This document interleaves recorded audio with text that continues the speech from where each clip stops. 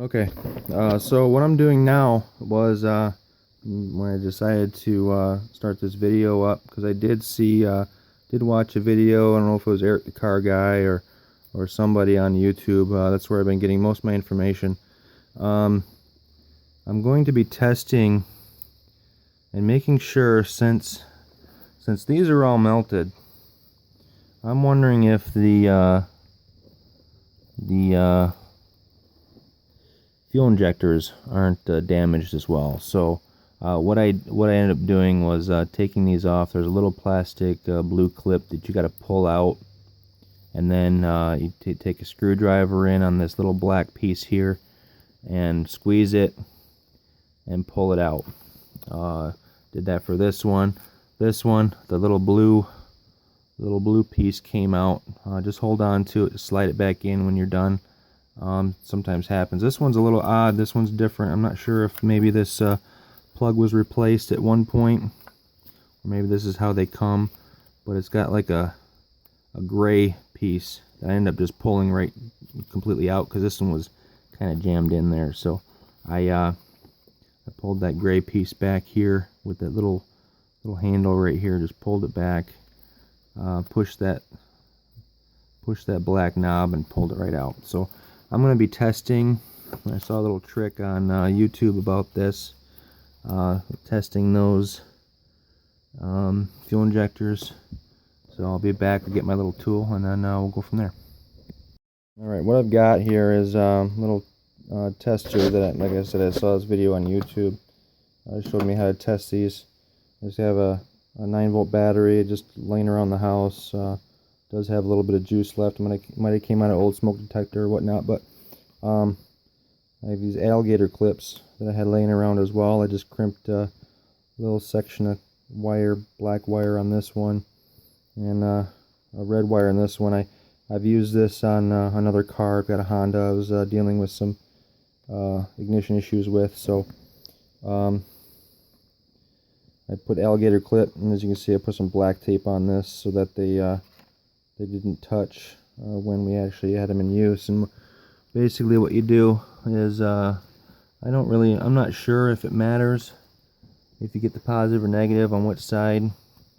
I haven't found a difference yet. But you kind of squeeze that in there on the one side, and you can see I got the black tape on there. So once we go ahead and put this black one in there like that, now they're not touching in there. And then you take a little over my battery, you take the other end I got. I'm not sure if you can hear that or not.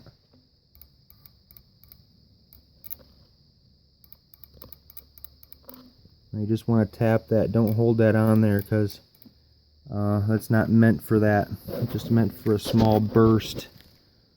That one is showing me that I am getting at least the injector is firing. Whether or not it's delivering fuel or not, being that it might be clogged, or maybe a fuel delivery. Although I do, when I was trying to start it, I did smell fuel, so that at least lets me know that one or two of these are firing. So let me test this one. Yep, I got to click on that one as well. So I'll go over to my next one. Sorry, the video is all over the place here. I'm trying to hold the camera and do this too.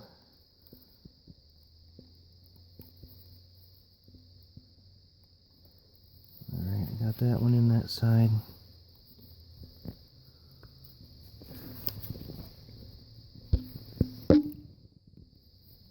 Alright, got that one on that side. Over my battery. Got fuel on that side. This one's going to be a little difficult to get into. I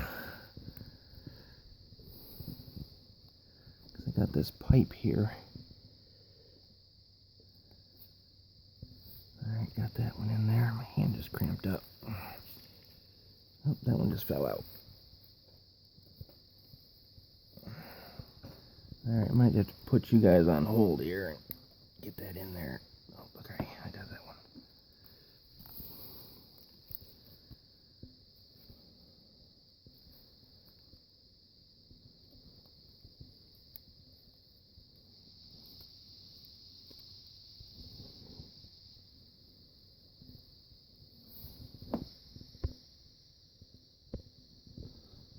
Alright, I got that in there now, so lost my battery's dying in my phone here, so I just lost my flash. So, oh, you know what? I got a bad fuel injector. That one's not firing up. Alright, I'll go plug my phone in here. I'll be right back. Yeah, false alarm. Actually, one of those plugs was not plugged in. It was actually on the plastic above it. It wasn't actually on the pin inside there. So I ended up replacing that, or putting it back in right, without the phone in my hand. And let me go ahead and, yeah, I got juice on that one too. So now I'm gonna just unplug these here. And I got that black one here just wrapped around the one terminal, so I can just carry it around. I don't have to. I can do this one-handed, or don't have to worry about that. All right, I'll just put that back up in there. Clean that later. So now I know at least I have 4 solenoids that are working in my fuel injectors. I don't know if the fuel injectors are melted underneath in there or not. I'll end up having to take the fuel rail off, which is this piece here, and I believe take the nut off here. And obviously I've already got the negative unhooked to my battery. Battery is completely shot anyway. It actually kills my my battery charger. I got it sitting over there, but it kills the battery charger as soon as I hook it up. So the battery is completely toast. But I unhooked it anyway. I have another battery out of my Honda I took out, sitting here with some jumper cables. I ended up just hooking the positive up here. I had to tighten it in there, otherwise I couldn't get a connection on here. I didn't want to hook this one up and then connect it because this battery is bad. I didn't want to ruin the other one, so I just hooked the negative up here onto a bolt. A nice good looking bolt there. So I'll get my other phone out of the way here.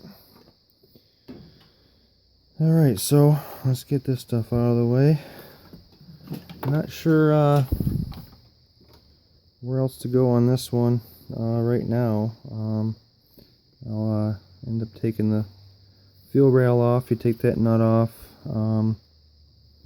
It connects back there. I think there's a couple bolts over here. You take this off and the fuel rail should come right off.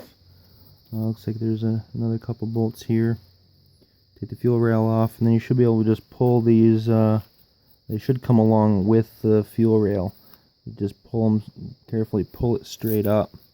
It'll. My other phone completely died, so I switched over to my work phone. So as I was saying, you might not even have to take this nut off.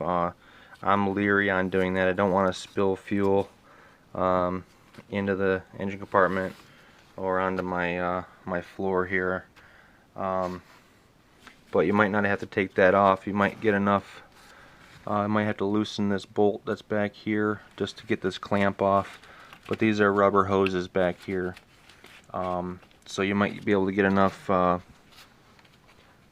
just pull it on up, enough just to slide those, pop those, those injectors off.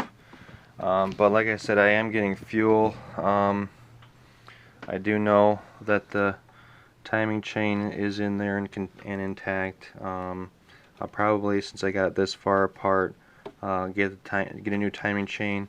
There's a tensioner. Tensioner's back down under here in this area. Get a new tensioner. And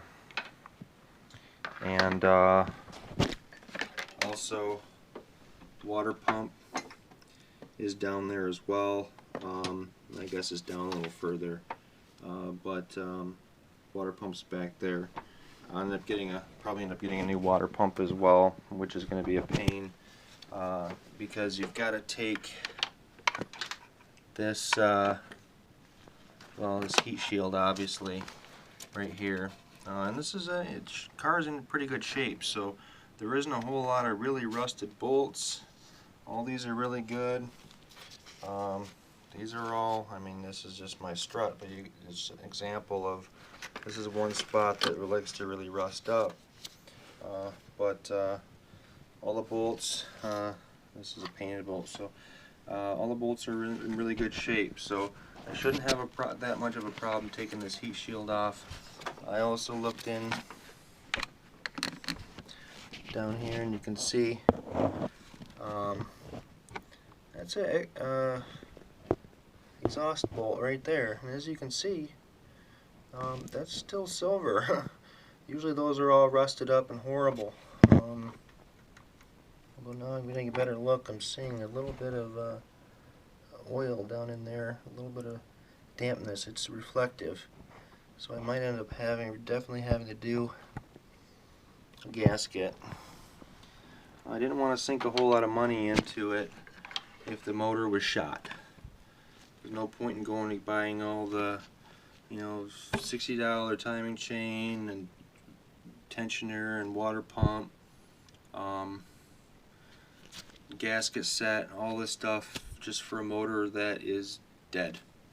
If it's a dead motor, I'll just end up going down the scrapyard and seeing if they have one, or worst case scenario, maybe I'll just pull the whole motor out and try my hand at rebuilding.